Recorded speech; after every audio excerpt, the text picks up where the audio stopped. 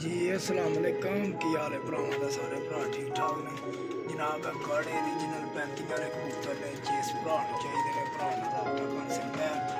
बड़े ब्रीडर जोड़े ने लिहाजा किसी जानवर की अख च लाल डोरा नहीं होएगा, इस चीज़ की गारंटी है।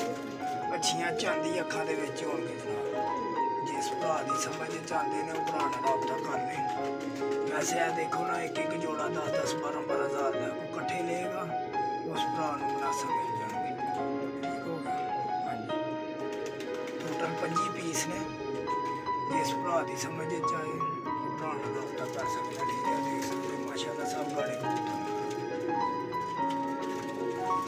देखो माशाल्लाह, ये भी जोड़ा बड़े भी उत्ते मादी है थले नारे गाड़ा चांदी वाले घर च भी है ने।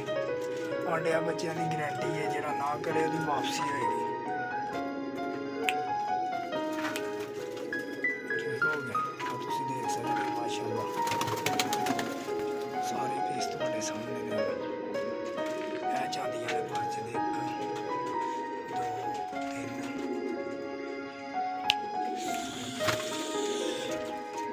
3 पीस थे माशाल्लाह, नजर मार लो। चांदी अखां दे विच कबूतर ने, लाल डोरा नहीं होएगा किसी अखां दे विच।